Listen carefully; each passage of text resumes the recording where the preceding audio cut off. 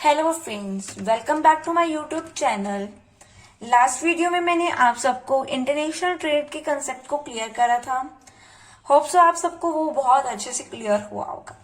चलिए आज के इस वीडियो में हम classical theory of comparative advantage को डिस्कस करने जा रहे हैं। इस थ्योरी में David Ricardo, J S. Mill and Adam Smith ने फर्स्टली फॉर्मुलेट करा था किसमें, classical theory of international trade. इसमें इन्होंने comparative advantage and absolute cost advantage को डिस्कस करा। सो आज के इस वीडियो में हम सबसे पहले एब्सोल्यूट डिफरेंस इन कॉस्ट को डिस्कस करेंगे। नेक्स्ट वीडियो में मैं आपको कंपैरेटिव एडवांटेज को अच्छे से क्लियर कर दूंगी।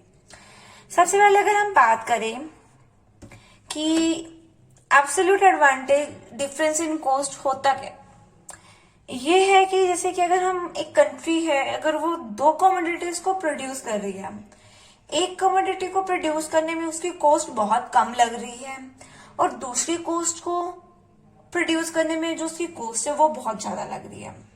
सो वो क्या करेगा, उस गुड्स को प्रोड्यूस करना चाहेगा जिसमें उसकी कंपैरेटिव कॉस्ट जो है कम लग रही है, तो वो उसी चीज की प्रोडक्शन अपने यहाँ पे करेगा एंड जिसकी हाईएस्ट कॉस्ट लग रही है, उसकी हायर कॉस्ट लग रही है अपनी उसमें, तो उस चीज का इंपोर्ट कर लेगा वहां से दूसरी कंट्री से जहां से उसकी कॉस्ट जो है वो कम है तो अपनी कंट्री से। अब इसकी कुछ अजम्पशंस दी है इन्होंने। इन्होंने कहा कि इसमें सिर्फ दो कंट्रीज हैं, ठीक है, सपोज कर लीजिए ए एंड बी कंट्रीज हैं, दो कॉमोडिटीज को वो सेम प्रोड्यूस कर रहे हैं, like X and Y commodities को वो प्रोड्यूस कर रहे हैं।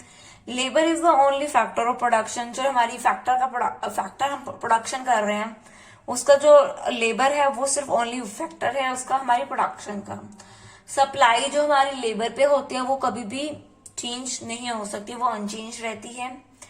All units of labour are homogeneous, जो हमारी यूनिट्स है लेबर की वो होमोजीनियस रहती है, सेम रहती है।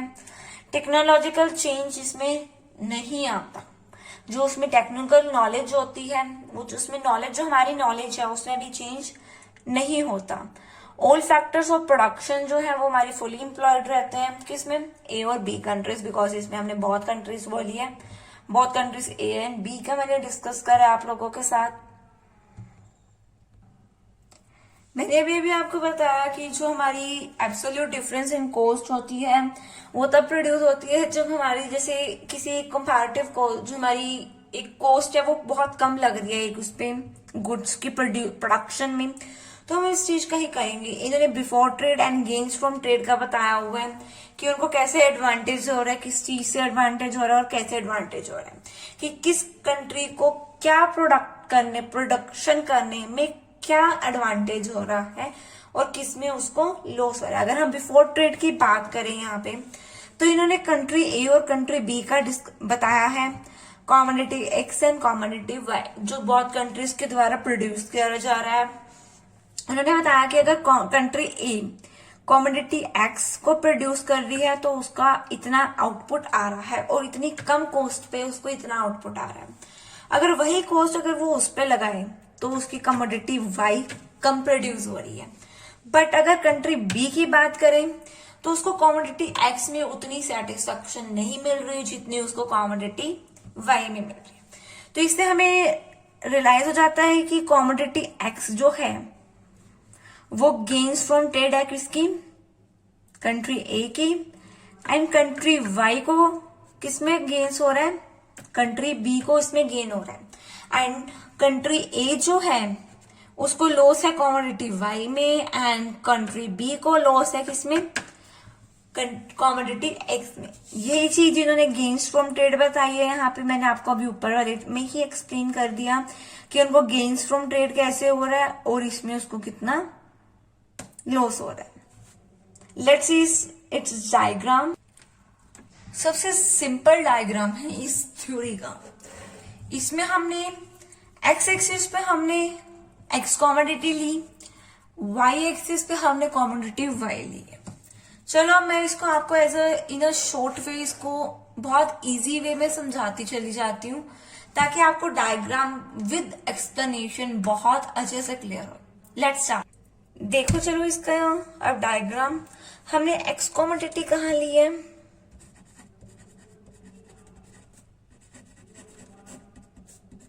ऑन एक्स एक्सिस या हॉरिजॉन्टल एक्सिस बोल सकते हैं हम इसको।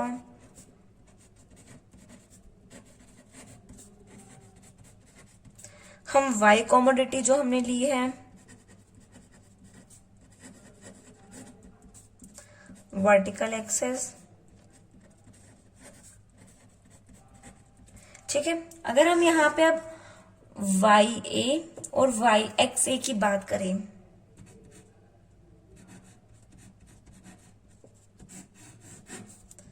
ये है हमारी प्रोडक्शन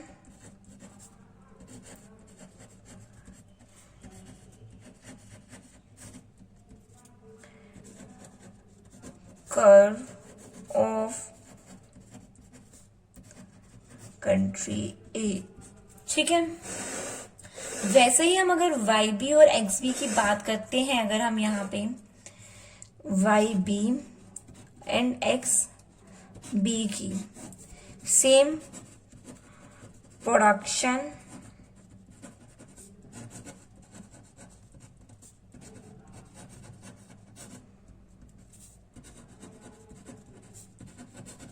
ऑफ कंट्री बी। ठीक है, जो हमारी वाई ए एक्स ए है वो है production possibility curve of country A, Y B and X B is the production possibility curve of country B. या तो देखिए कंट्री ए जो है वो क्या प्रोड्यूस करेगी, या तो O X C of commodity X या O Y B of commodity O Y A of commodity Y. Same अगर हम बात करें अब कंट्री बी की, वो या तो प्रोड्यूस करेगी O X P of commodity X या O Y B commodity Y की। अगर हम देखें कंट्री ए को, अगर कंट्री ए की बात करें तो उसको एडवांटेज हो रहा है किसमें, कमोडिटी एक्स की को प्रोड्यूस करने में, उसकी प्रोडक्शन करने में। सेम अगर हम बी की यहां बात करें तो उसको वाई कमोडिटी की एब्सोल्यूट एडवांटेज हो रहा है किसकी, उसकी प्रोडक्शन करने में। एक बार मैं आपको यहां से भी अच्छे से एक्सप्लेन कर देती हूँ जो मैंने नोट्स बनाए हुए हैं। भाई वाई एक्स से जो है हमारी क्या है, production possibility curve of country A की है। या तो वो प्रोड्यूस करेगा ओ एक्स से ऑफ कमोडिटी एक्स या O Y A of commodity Y. अगर हम कंट्री बी की यहां बात करें, या तो वाई बी एक्स बी की, या तो ये भी प्रोडक्शन पॉसिबिलिटी कर्व है किसकी, कंट्री बी की, या तो ये प्रोड्यूस करेगा O X B of X commodity या O Y B of commodity Y, जिसमें उसको एब्सोल्यूट एडवांटेज होगा, वो उस चीज की प्रोडक्शन करेगा। अगर हम देखें अब कंट्री ए, जो कंट्री ए है उसको एब्सोल्यूट एडवांटेज हो रहा है किसमें, प्रोडक्शन किसमें कर रही है वो ज्यादा, कमोडिटी एक्स में, इतनी वो इसमें तो कर ही नहीं रही, वो ओ एक्स ए में ज्यादा प्रोड्यूस कर रही है। वही अगर हम कंट्री बी में वो किस चीज की ज्यादा प्रोडक्शन कर रही है, वाई कमोडिटी की।